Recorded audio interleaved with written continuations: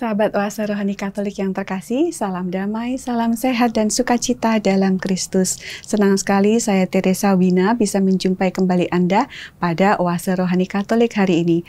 Bersama-sama kita akan membaca firman Tuhan dan mencari pesan cinta Yesus untuk kita sebagai bekal bagi kita mengarungi padang gurun kehidupan. Kita akan dibimbing oleh Romo-Romo yang berkarya di Keuskupan Agung Jakarta. Dan hari ini kita akan dibimbing oleh Romo Carolus Putranto Tri Hidayat PR. Romo Uut biasa kita panggil. Romo, terima kasih sudah hadir, Romo. Sama-sama, Wina. Tuhan memberkati juga sahabat-sahabat Oase Rohani Katolik semuanya. Terima kasih, Romo. Baik, mari kita awali perjumpaan kita dengan doa pembuka yang akan dipimpin oleh Romo Uut. Silakan, Romo. Baik, marilah kita masuk ke saat teduh. Kita siapkan hati dan budi kita menanggapi undangan Allah pada kesempatan ini. Dalam nama Bapa dan Putra dan Roh Kudus. Amin. Dimuliakanlah Engkau, Allah Bapa, Allah Putra, Allah Roh Kudus. Berkat Yesus Kristus Putramu, kami mengenal Engkau sebagai Bapa dalam kuasa kasih, berkat Roh Kudus yang Kau curahkan. Ajarilah kami untuk terbuka dan mendengarkan firman-Nya, agar kami semakin serupa dengan Dia, berani mengandalkan Engkau, khususnya di saat-saat yang tidak mudah. Berkati perjuangan dan niat kami untuk mengikuti Yesus Sang Putra. Dialah Tuhan dan sahabat kami, kini dan sepanjang segala masa. Amin. Amin. Dalam nama Bapa dan Putra dan Roh Kudus. Amin. Terima kasih, Romo. Antifon pembuka, segala ujung bumi menyaksikan penyelamatan oleh Allah kita. Bersoraklah bagi Tuhan, hai seluruh bumi, bersorak gembira dan bernyanyilah. Pembacaan dari surat Rasul Paulus kepada jemaat di Galatia dari bab 4 ayat 22 sampai 24, dilanjutkan ayat 26 sampai 27 dan ayat 31, lalu bab 5 ayat 1. Saudara-saudara, ada tertulis bahwa Abraham mempunyai 2 orang anak, seorang dari wanita yang menjadi hambanya dan seorang dari wanita yang merdeka. Tetapi anak dari wanita yang menjadi hambanya itu diperanakkan menurut daging, dan anak dari wanita yang merdeka itu oleh karena janji. Ini adalah suatu kiasan, sebab kedua wanita itu adalah 2 ketentuan Allah. Yang satu berasal dari Gunung Sinai dan melahirkan anak-anak perhambaan, yaitu Hagar. Tetapi yang lain adalah Yerusalem surgawi, yaitu wanita yang merdeka, ibu kita. Karena ada tertulis, bersukacitalah, hai wanita mandul yang tidak pernah melahirkan. Bergembiralah dan bersorak-sorailah, hai wanita yang tidak pernah menderita sakit bersalin. Sebab wanita yang ditinggalkan suaminya akan mempunyai anak lebih banyak daripada yang bersuami. Karena itu, saudara-saudara, kita bukanlah anak-anak dari wanita hamba, melainkan anak-anak dari wanita yang merdeka.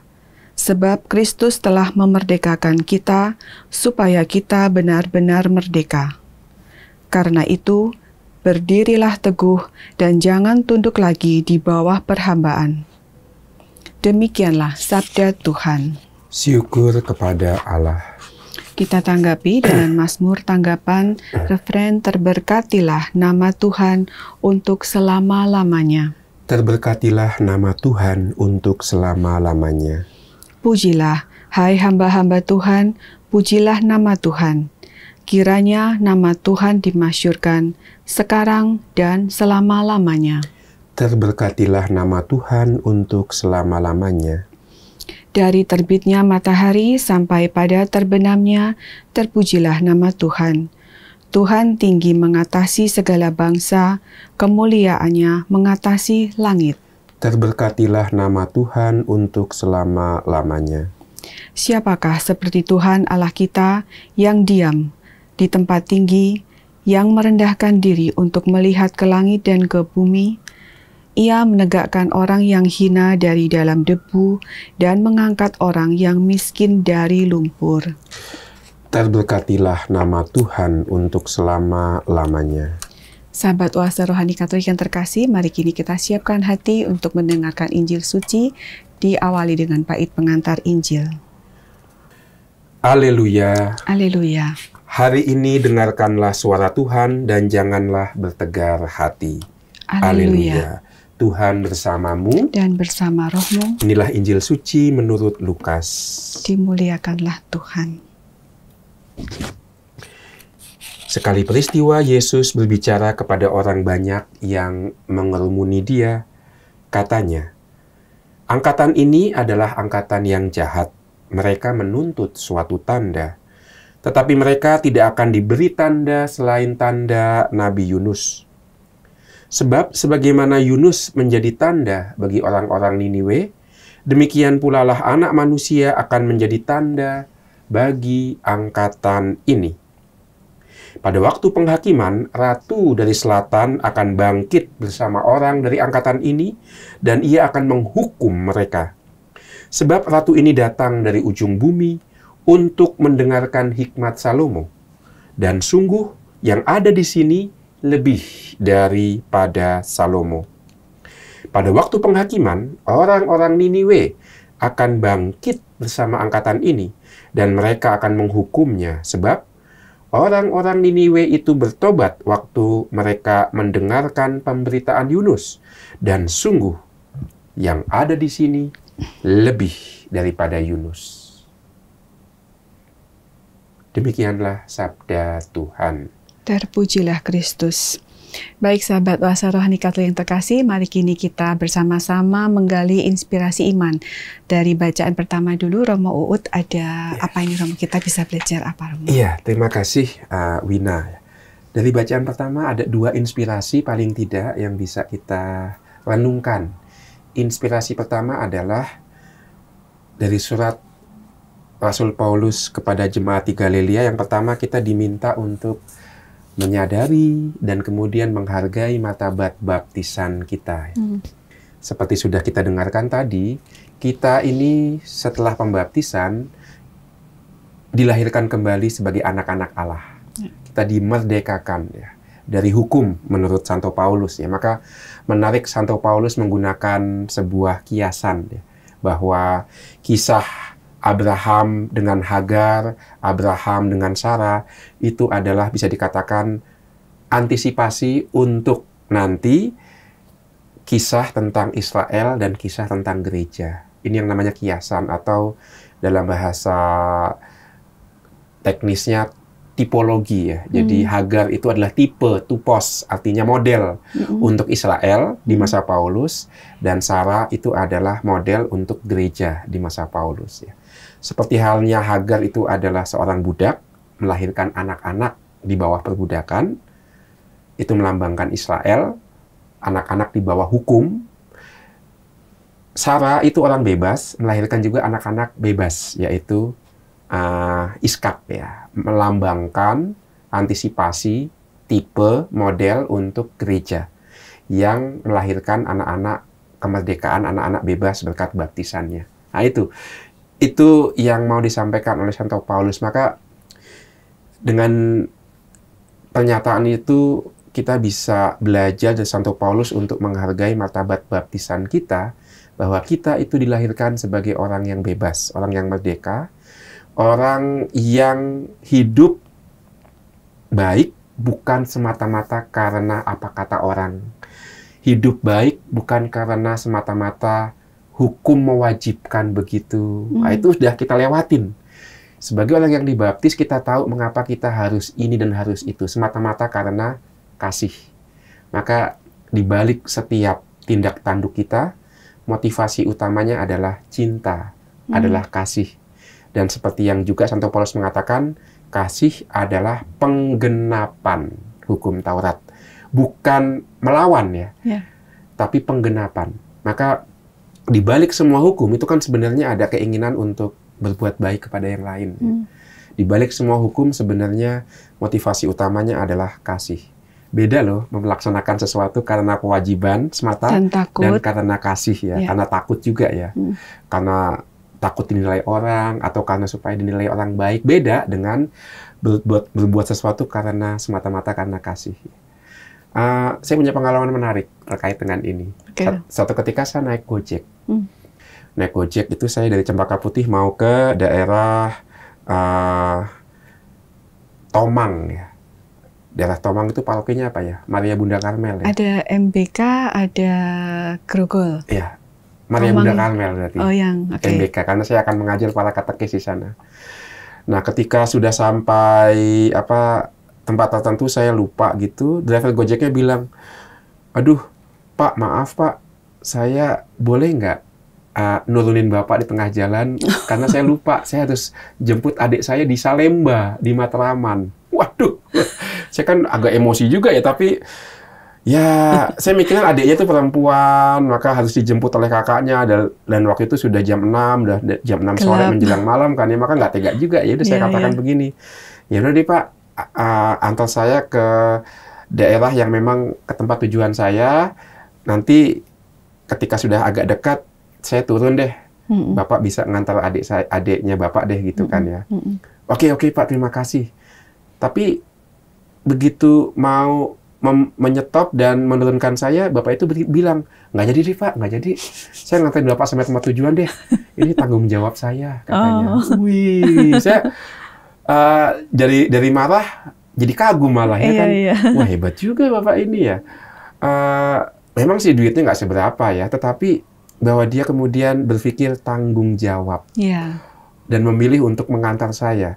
Itu pasti bukan semata-mata karena takut dinilai kasih bintang 1, lalu kemudian dia diblokir ya kan, nggak bisa dapat orderan, tapi ada sesuatu dari dalam dirinya yang menuntut dia untuk melakukan sesuatu karena tanggung jawab.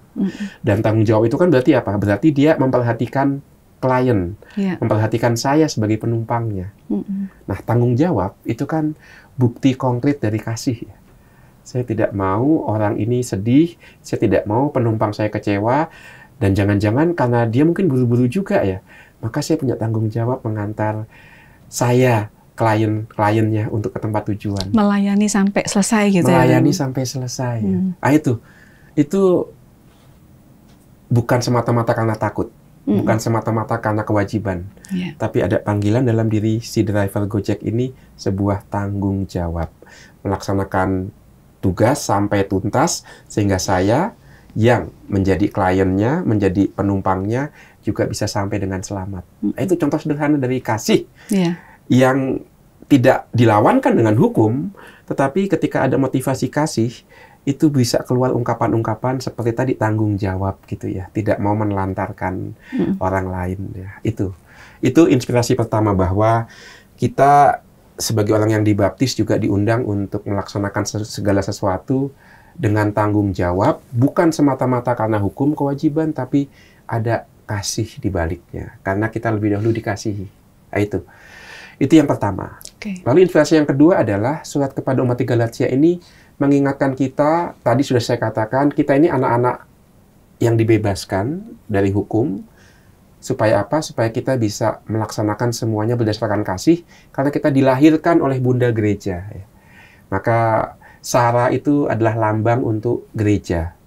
Bunda kita, dikatakan dalam surat Rasul Paulus, Bunda kita, yaitu gereja, yang melahirkan kita melalui air pembaptisan.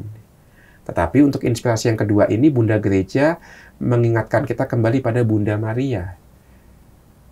Seorang pribadi yang menjadi model untuk orang beriman karena ketaatannya.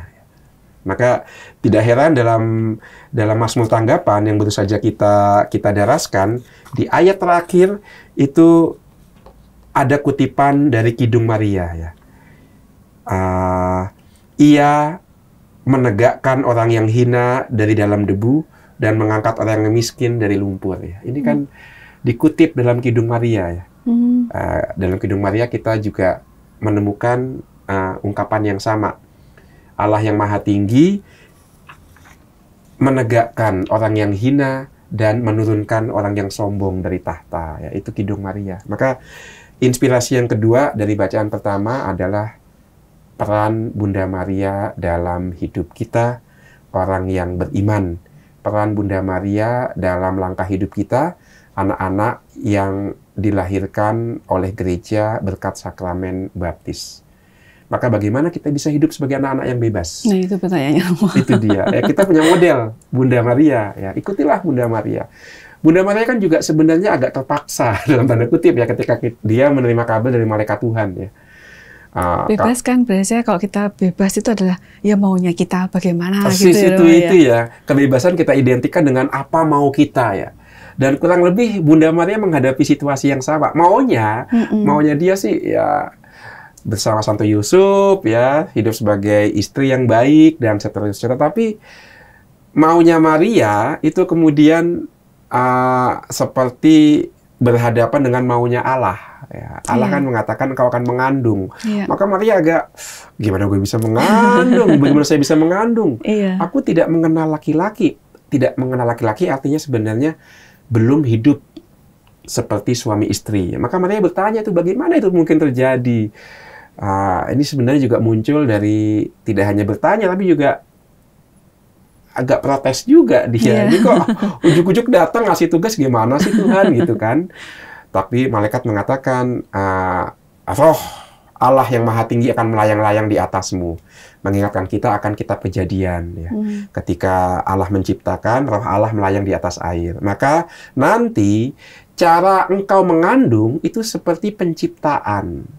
Tidak perlu campur tangan manusia kan. Ketika Allah menciptakan segala sesuatu kan nggak perlu campur tangan manusia. Menurut Santo Irenaeus, ketika Allah menciptakan sesuatu, Allah menggunakan kedua tangannya, yaitu tangan kanan Sabda, Allah Putra, tangan kiri Allah Roh Kudus. Demikian juga dengan bagaimana Maria bisa mengandung. Tidak perlu campur tangan manusia, tidak perlu laki-laki. Roh Allah melayang-layang, artinya Allah akan menciptakan sesuatu yang baru dari rahim Maria. Maka daging Maria akan diambil dari rahimnya dan disitulah Allah Putra akan menjadi manusia. Seperti dulu Allah menciptakan Adam. Tidak perlu campur tangan manusia, tetapi Allah mengambil dari tanah Firdaus yang masih murni dan menciptakan Adam. Nah, ini. Maka ketika Maria mendengarkan itu, inilah kebebasan sejati. Aku ini hamba Tuhan. Terjadilah padaku menurut perkataanmu. Wah, itu kebebasan puncak. Ketika kita melaksanakan kehendak Tuhan. Jadi justru kebebasan puncak karena kita nurut ya Romo, bukannya mau-maunya sendiri gitu. Iya, ketika kita nurut, terutama nurut kehendak Tuhan yang kita temukan dalam firman, dalam sabda, dan firman dan sabda itu juga terwujud dalam nasihat orang tua, ya, perintah gereja, suara hati kita. Ketika ada sesuatu yang kita jadikan pegangan, tolak ukur untuk mengambil keputusan, itu kita bebas. Kok bisa begitu, Romo? Karena kita bebas sebagai manusia. Kita bebas menjadi pribadi manusia. Karena kalau nggak ada pegangan, kalau nggak ada tuntunan, ya, spontan kita mengatakan itu nggak bebas, Romo, karena kita nggak bisa hidup seenaknya. Nah, kalau kita nggak ada tuntunan dan hidup seenaknya, hati-hati. Di situ kita berhenti menjadi manusia. Karena kita kemudian ikut pada kemauan-kemauan yang kerap kali itu tidak manusiawi.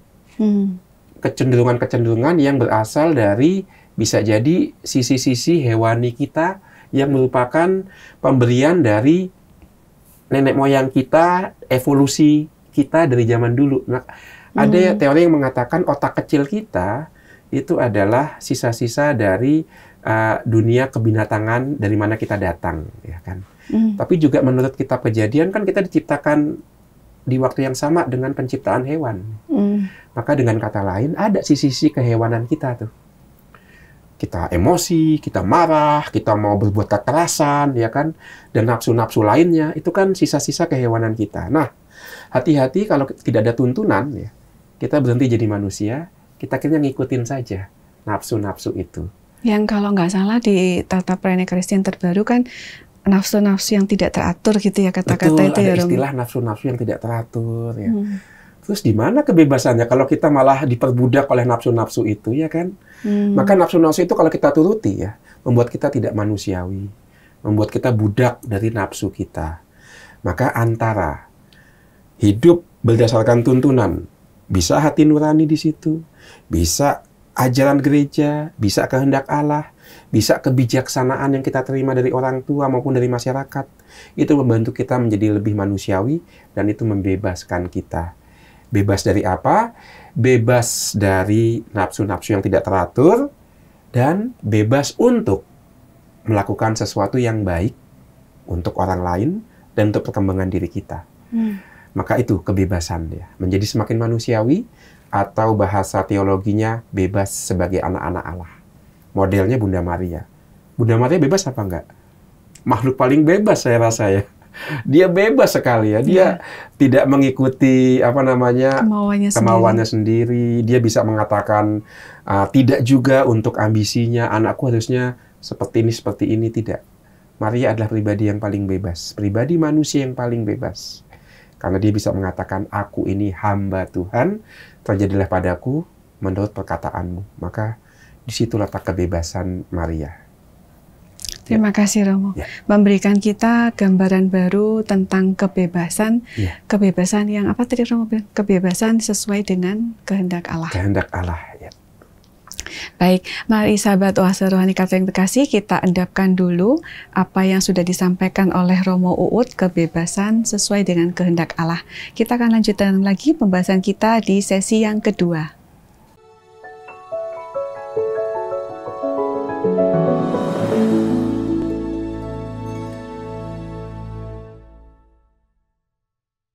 Sahabat Oase Rohani Katolik yang terkasih, terima kasih Anda masih setia mengikuti Oase Rohani Katolik hari ini bersama dengan Romo Carolus Putranto, Tri Hidayat PR, dan saya Teresa Wina.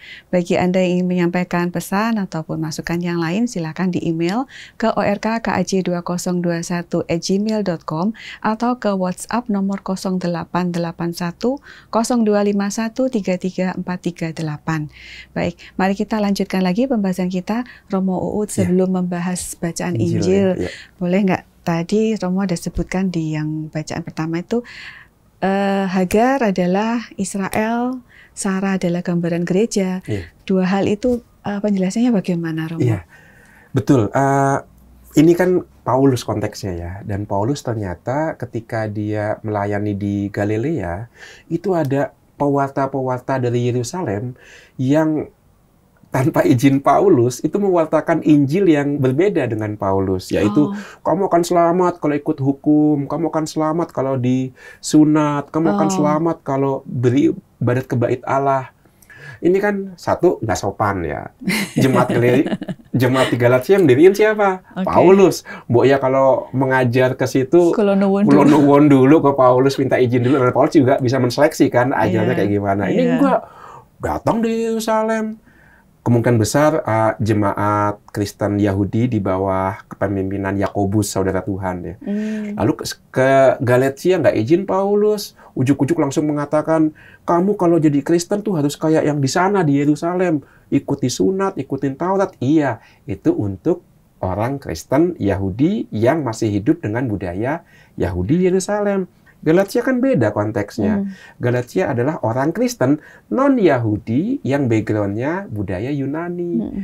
Nah ini Paulus bukannya anti hukum Taurat, Paulus bukannya anti Israel, tapi yang mau dilawan adalah ajaran yang hukum sentris, yang seperti itu. Untuk orang Yahudi itu memang baik, itu bagus, karena itu memang adat istiadat Yahudi, hukum nenek moyang mereka.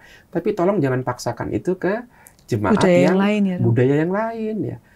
Tidak ada itu hukumnya untuk menjadi Kristen harus disunat ya. Nggak ada. Untuk menjadi Kristen harus percaya sama Yesus Kristus titik. Yang sudah wafat dan bangkit untuk kita. Maka keselamatan bukan datang dari melaksanakan hukum, tapi dari percaya pada Yesus yang sudah menebus kita. Itu yang mau dibela Paulus. Makanya Paulus kemudian mempertentangkan Israel dalam arti yang percaya keselamatan datang semata-mata karena melaksanakan hukum, dengan gereja yang percaya bahwa keselamatan datang melalui salib Tuhan. Makanya kan pembaptisan menurut Santo Paulus itu wafat dan bangkit bersama Kristus ya. Itu hanya mungkin terjadi karena Yesus sudah wafat dahulu bagi kita. Nah itu, maka Israel dan gereja itu melambangkan dua cara hidup yang berbeda.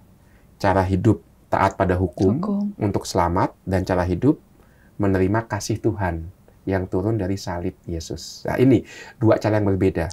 Karena di tempat lain, Santo Paulus mengatakan gereja tanpa Israel juga nggak mungkin. Karena gereja adalah batang baru yang dicangkokkan ke atas batang yang lama, yaitu Israel. Jadi gereja itu tidak bisa tanpa Israel.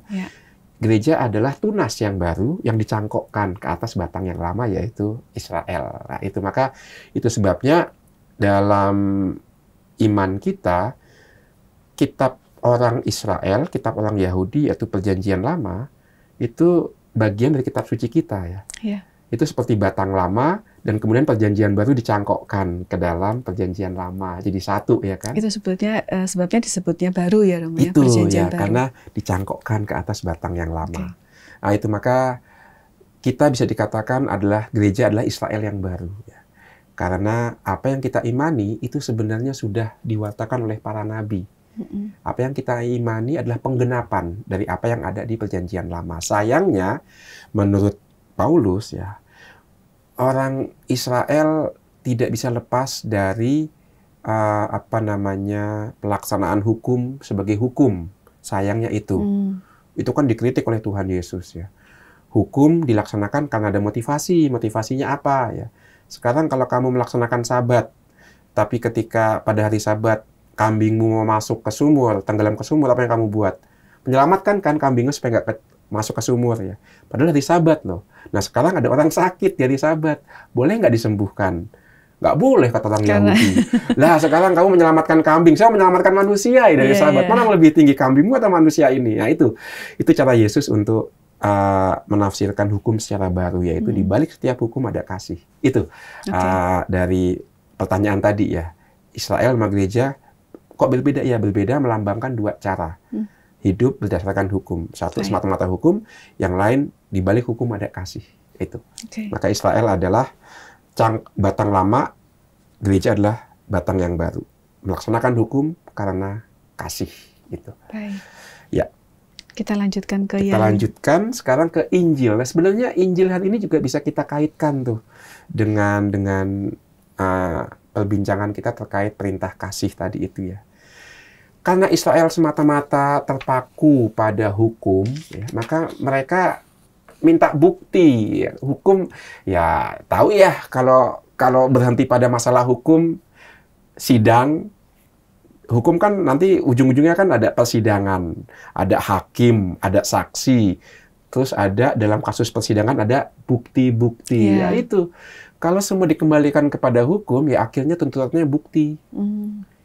Persis seperti yang ada kita dengarkan dalam bacaan Injil. Yesus tuh kurangnya apa sih untuk membuktikan bahwa dia itu orang baik, bahwa dia datang dari Allah? Kurangnya apa? Orang sakit, dia sembuhkan. Orang lapar, dia beri makan dengan pelipat gandaan roti dan ikan. Ya. Orang mati, dia bangkitkan. Orang kerasukan setan, dia sembuhkan, setan dia usir. Kurangnya apa? Bukti apa coba yang kurang? Tetapi ya karena orang-orang Israel, khususnya ahli Taurat dan orang Farisi itu dibutakan oleh proses hukum, maka dia masih minta tanda, masih minta bukti, harus ada persidangan, tunjukkan buktinya, itu dia. Jadi istilahnya ini bahasa Ibraninya ngeyel. Bahasa Ibrani. Ngeyel gitu loh. Sebenarnya yang diminta bukti oleh orang-orang ahli Taurat itu adalah bukti menurut kepentingan mereka.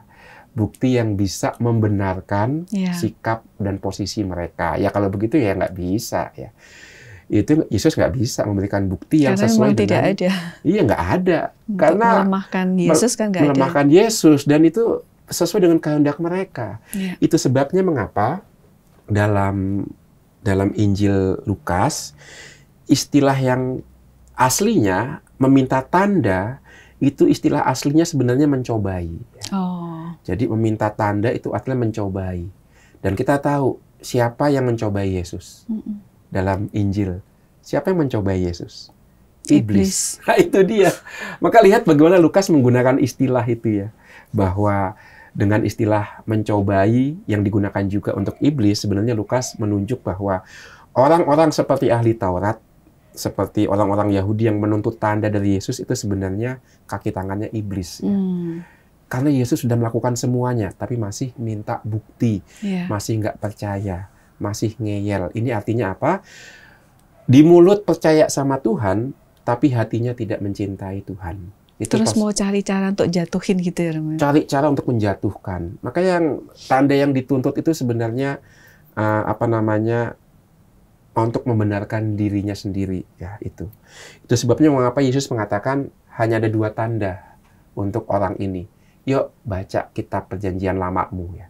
Di situ ada Yunus, ada ratu dari Sheba dari selatan, ya kan. Nah, kenapa yang dipilih Yunus ya, Romo? Kan ada banyak, misalkan Daniel, Elia, macam-macam. Nah, ada hal yang menarik di sini. Mengapa Yunus? Karena satu, Yunus itu kan juga sebenarnya ngeyelan dia. Iya, lari. Lari kan dari perintah Allah. Tetapi ketika dia dalam pelariannya itu, dia tidak bisa lari dari Allah, karena Allah kemudian mengirimkan dia ke perut ikan besar, ya, Leviathan sebenarnya. Itu adalah raksasa purba yang hidup di laut, yang menjadi tempat tinggal Yunus selama 3 hari 3 malam. Lalu kemudian dimuntahkan. Tinggal di dalam perut 3 hari 3 malam, itu bisa melambangkan Yesus tinggal di dunia orang mati selama 3 hari 3 malam. Ya, itu. Maka sebenarnya Yesus antisipasi nih. Lihatlah Yunus. Ya. 3 hari 3 malam di perut ikan, aku juga begitu. 3 hari 3 malam di makam. Ya. Maka kamu akan percaya nanti. Ya. Itu tanda Yunus, yaitu tanda kematian Yesus. Dan nanti kebangkitannya. Seperti Yunus 3 hari 3 malam di perut ikan, lambang kematian sebenarnya. Yesus juga seperti itu. Dia akan bangkit. Itu yang pertama. Tapi yang kedua, orang Niniwe itu berapa luasnya? 3 hari perjalanan. Tapi Yunus baru 3 hari perjalanan mulai dari gerbang kota. Jadi untuk mengelilingi Niniwe itu 3 hari 3 malam perjalanan. Itu bisa dikatakan sangat luas, ya. Orang berjalan itu paling lama 1 hari perjalanan itu 30 kilo. Katanya. Saya nggak pernah jalan juga, tapi 30 kilo lah maksimal, ya. Orang kuat jalan itu, ya. Maka 3 hari perjalanan 30 kilo kali 3. Itu bisa 90 kilo, ya. Hampir 100 km persegi luasnya. Tapi menarik dalam kitab Yunus di hari pertama mewartakan hukuman, orang Niniwe langsung bertobat. Nggak minta bukti, nggak minta tanda, tapi langsung bertobat. Masa orang Farisi kalah sama orang Niniwe? Dan kita tahu penduduk Niniwe dari bangsa Asyur itu kan musuh orang kerajaan utara, kerajaan Israel. Artinya apa? Dengan cara demikian, Yesus mau mengatakan, imanmu tidak lebih besar daripada orang Niniwe, yang notabene musuh Israel. Ya. Pernah menjajah ya, Roma, ya? Bukan hanya menjajah, menghancurkan kerajaan utara. Di tahun 722 sebelum Masehi, penduduk Israel, Samaria, ibu kotanya, itu kan dihancurkan dan dibuang ke Asyur. Jadi ini betul-betul musuh bebuyutannya orang Israel nih.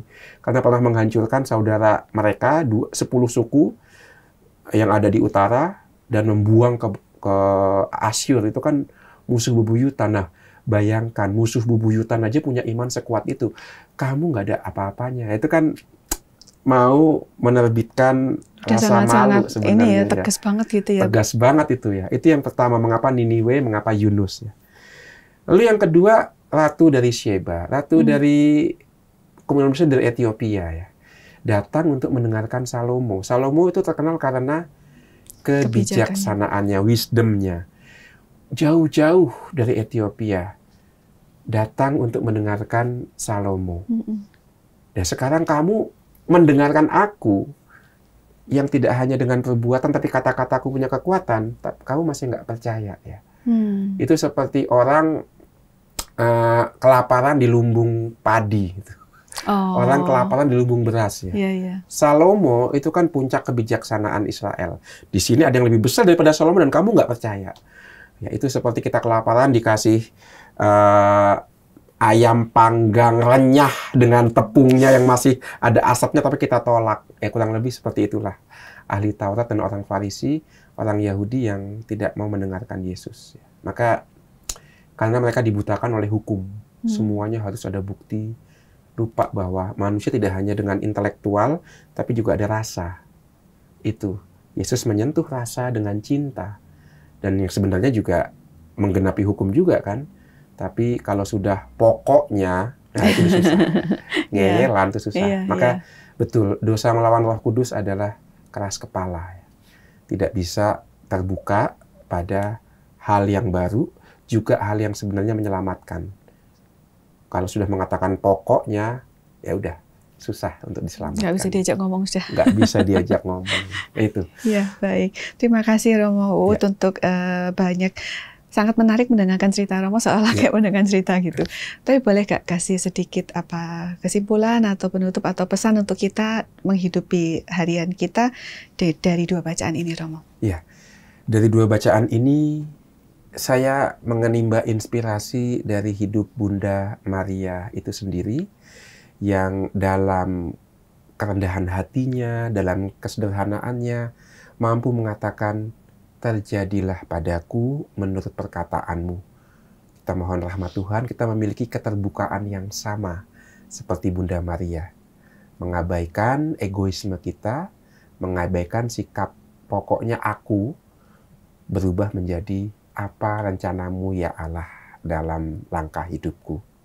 Dengan doa Bunda Maria, kita bisa sampai pada sikap itu.